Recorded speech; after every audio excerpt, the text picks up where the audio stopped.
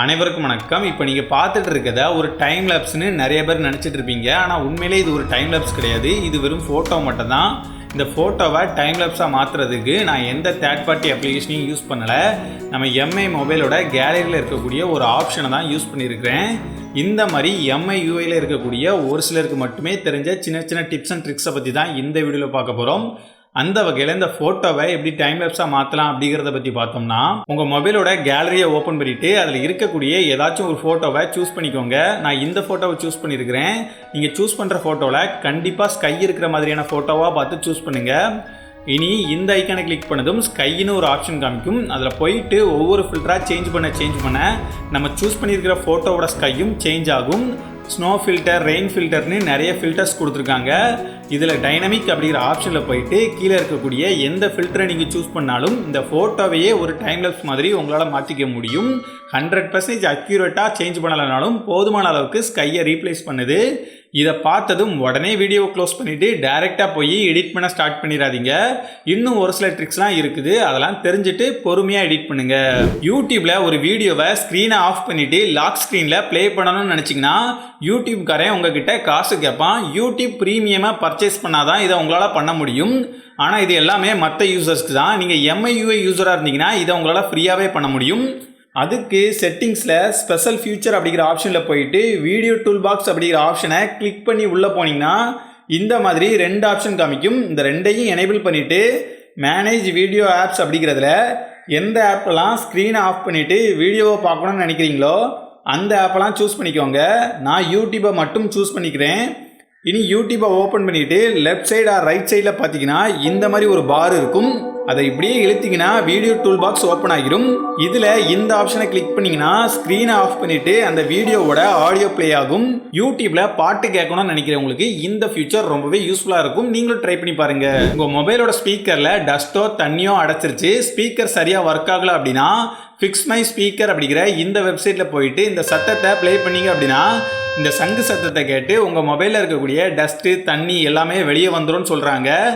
எம்ஐயூஐயில் இந்த சங்கு சத்தத்தை இன்பில்டாகவே கொடுத்துருக்காங்க. செட்டிங்ஸில் கிளியர் ஸ்பீக்கர்னு சர்ச் பண்ணிங்கன்னா இந்த மாதிரி ஒரு ஆப்ஷன் காமிக்கும். இதில் போயிட்டு இந்த சத்தத்தை ப்ளே பண்ணுறதுக்கு முன்னால் உங்கள் காதை நல்லா மூடிக்கோங்க. இனி இந்த சவுண்டை ப்ளே பண்ணிங்க அப்படின்னா உங்கள் மொபைலில் இருக்கக்கூடிய டஸ்ட்டு தண்ணி எல்லாமே வெளியே வந்துடும் அப்படின்னு சொல்கிறாங்க. டஸ்ட்டு வருதோ இல்லையோ இந்த சத்தத்தை தொடர்ந்து கேட்டுக்கிட்டே இருந்தீங்கன்னா உங்கள் காதில் இருந்து ரத்தம் வந்துடும்.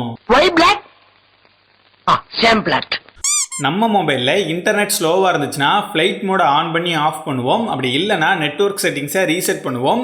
இந்த ரெண்டையுமே பண்ணதுக்கு அப்புறமாவும் நெட்டு ஸ்லோவாக இருந்துச்சு அப்படின்னா உங்கள் மொபைலோட செட்டிங்ஸை ஓப்பன் பண்ணிவிட்டு அதில் SIM cards and mobile networks அப்படிங்கிற ஆப்ஷனில் போயிட்டு அடிஷ்னல் செட்டிங்ஸ் அப்படிங்கிற ஆப்ஷனில் போனீங்கன்னா இந்த மாதிரி ஒரு ஆப்ஷன் காமிக்கும். இதை கிளிக் பண்ணி உள்ளே போனதும் டெஸ்ட் நெட்வொர்க்னு ஒரு ஆப்ஷன் இருக்கும். அதை கிளிக் பண்ணிங்கன்னா உங்கள் மொபைலோட இன்டர்நெட் கனெக்ஷனில் ஏதாச்சும் ப்ராப்ளம் இருந்துச்சுன்னா அதை உங்களால் டெஸ்ட் பண்ணிக்க முடியும். அது மட்டும் இல்லாமல் மேலே பார்த்தீங்கன்னா இன்டர்நெட் கனெக்ஷனோட ஸ்பீடு காமிக்குதுல்ல, இது ஓவரால் ஸ்பீடு. இந்த மாதிரி ஒவ்வொரு அப்ளிகேஷனுக்கும் என்ன ஸ்பீடில் போயிட்டுருக்கு அப்படிங்கிறத உங்களால் தனித்தனியாக செக் பண்ணிக்க முடியும். இப்போ உங்ககிட்ட ஒரு பிசியோ டிவியோ இருக்குது.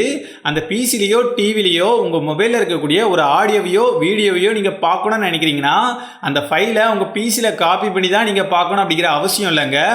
உங்களால் உங்கள் மொபைல் ஸ்க்ரீனை அப்படியே பிசியில் கொண்டு வர முடியும்.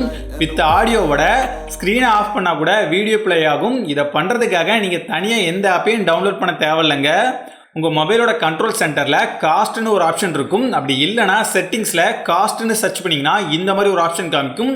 அதை கிளிக் பண்ணதும் ஒரு சில பர்மிஷன்லாம் கேட்கும். அது எல்லாத்துக்குமே அலோவ் கொடுத்துட்டு உங்கள் பிசிலையும் ஒரு சில செட்டிங்ஸ்லாம் மாற்ற வேண்டியது இருக்கும். அது எல்லாத்தையுமே நீங்கள் கரெக்டாக பண்ணிவிட்டு உங்கள் பிசியையும் மொபைலையும் ஒரே வைஃபை நெட்வொர்க்கில் கனெக்ட் பண்ணிங்கன்னா இது சீக்கிரமாக கனெக்ட் ஆகிடும். இதுக்கப்புறமா உங்கள் மொபைலோட ஸ்க்ரீனை பிசியில் பார்த்துக்க முடியும். வேணும்னா இந்த ஆப்ஷனை யூஸ் பண்ணி ஸ்க்ரீனை ஆஃப் பண்ணிவிட்டு கூட வீடியோவை ப்ளே பண்ணிக்க முடியும். ஃபஸ்ட் டைம் இதை கனெக்ட் பண்ணும்போது நிறைய செட்டிங்ஸ்லாம் மாற்ற வேண்டியது இருக்கும். அது எப்படி மாற்றுறது அப்படிங்கிறதுக்கு யூடியூப்பில் ஆல்ரெடி நிறைய வீடியோஸ் இருக்குது, அதை பார்த்து தெரிஞ்சுக்கோங்க. ஒன்ஸ் கனெக்ட் ஆகிடுச்சுன்னா திரும்பவும் கனெக்ட் பண்ணுறது ரொம்ப ஈஸி தான். உங்கள் மொபைலோட செட்டிங்ஸில் சவுண்ட்ஸ் அண்ட் வைப்ரேஷன் அப்படிங்கிற ஆப்ஷனில் போயிட்டு சவுண்ட் அசிஸ்டன்ட் அப்படிங்கிற ஆப்ஷனை கிளிக் பண்ணிங்கன்னா இந்த மாதிரி 2 ஆப்ஷன் காமிக்கும். இந்த 2 ஆப்ஷனையும் ஆன் பண்ணிவிட்டு உங்கள் மொபைலோட மியூசிக் பிளேயர்லையோ இல்லை வேறு ஏதோ ஒரு ஆப்லேயோ ஒரு ஆடியோவை ப்ளே பண்ணிவிட்டு நீங்கள் இன்ஸ்டாகிராமோட ரீல்ஸையோ இல்லை யூடியூபோடைய ஷார்ட்ஸையோ பார்த்தீங்கன்னா நீங்கள் ப்ளே பண்ண ஆடியோவும் பேக்ரவுண்டில் ப்ளே ஆகிட்டு இருக்கும்.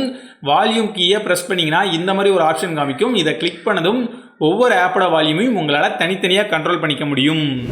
MIUIயில் இருக்கிற குயிக் பால் ஆப்ஷனை பற்றி எல்லாருக்குமே தெரிஞ்சிருக்கும். இந்த குயிக் பால் ஆப்ஷனை இப்படி கிளிக் பண்ணி ஒவ்வொரு ஆப்ஷனையும் செலக்ட் பண்ண வேண்டிய அவசியம் இல்லைங்க.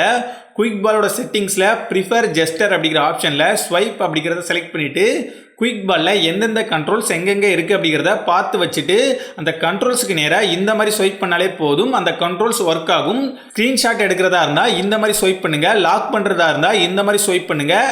அப்புறம் நீங்கள் புது கண்ட்ரோல் சென்டர் யூஸ் பண்ணிட்டு இருந்தீங்க அப்படின்னா இந்த மாதிரி ஸ்வைப் பண்ணால் கண்ட்ரோல் சென்டர் ஓப்பன் ஆகும். இதில் இருந்து நோட்டிஃபிகேஷனுக்கு போகிறதுக்கு இந்த மாதிரி ஸ்வைப் பண்ணாலே போதும். திரும்பவும் இப்படி ஸ்வைப் பண்ணிங்கன்னா திரும்பவும் கண்ட்ரோல் சென்டர் ஓப்பன் ஆகும். தெரியாதவங்க தெரிஞ்சுக்கோங்க. இந்த மாதிரி வாட்ஸ்அப்புக்கு, டெலகிராமுக்கு, ஸ்னாப்சாட்டுக்கு, இன்ஸ்டாகிராமுக்குன்னு நிறைய டிப்ஸ் அண்ட் ட்ரிக்ஸ் வீடியோ நம்ம சேனலில் அப்லோட் பண்ணியிருக்கிறோம். பிளேலிஸ்ட்டோட லிங்கை இதில் கொடுக்குறேன். வேணுங்கிறவங்க செக் பண்ணி பார்த்துக்கோங்க. உங்களுக்கு பிடிச்சிருந்துச்சு அப்படின்னா சப்ஸ்கிரைப் பண்ணிக்கோங்க. நான் உங்களை அடுத்த வீடியோவில் மீட் பண்ணுறேன். நன்றி, வணக்கம்.